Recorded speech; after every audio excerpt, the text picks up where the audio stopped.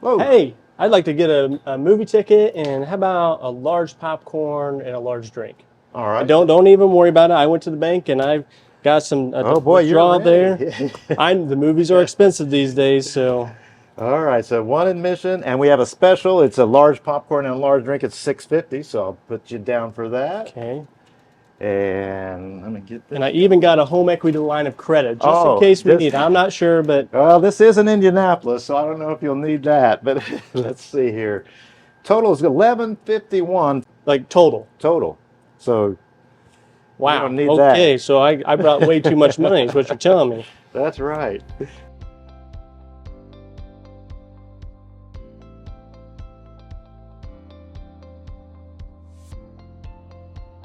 Well, thanks, Nick, for joining me. And you just told me that you're getting ready to celebrate a momentous accomplishment here in 2026. Correct. And that you guys will officially have owned this for 100 years in 2026. So tell us a little bit about the origins of the Diana Theater here in Tipton. All right, yeah.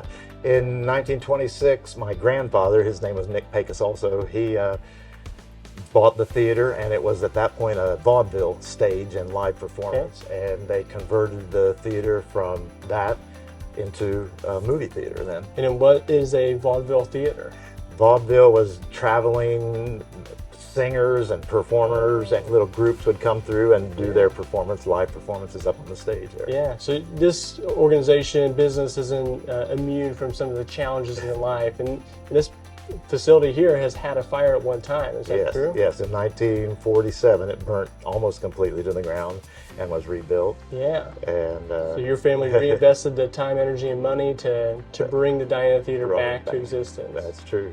Wow. And then ever since then my father and mother took it over in the 60s basically and the 70s and have ran it up until the 2000s. Yeah. And I'm here now to keep it going. To continue the legacy of the Diana That's Theater. correct. Well, we sure appreciate it, Nick, and Yes. look forward to continued enjoyment of the movie theater. Oh here in yes, Tipton. well, we're so happy to serve everybody, and it's just a joy for our life. You know, I've been in my blood since I was born. Sure, Yeah. absolutely. So, Nick, we're here in the theater section of this building, and the Diana Theater was not immune from the challenges of the pandemic, correct? That's right. Yeah, so of course the movie theater in itself shut down due to some restrictions, and then as it bounced back, right, the theater goers have been slow to return, and so you guys have done some cool things here to try to adapt to that. Tell us a little bit about that. Yeah.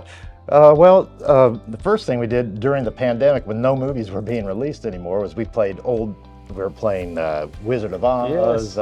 old-time cowboy movies, Clint Eastwood's, and that was fun. Yes. And sometimes we had full houses for that. Yeah.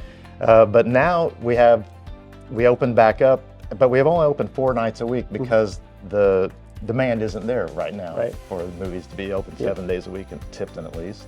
And so we're opening up a area down front so that we can do live performances, events. Yeah, so you could bring a band or maybe some theatric, Yes. or like the Chamber of Commerce last year, we hosted our award celebration That's here. true, yeah, award celebrations, any kind of convocation, kind of group meeting. Yeah. Yeah, we've even had union meetings here before. but- Oh, interesting.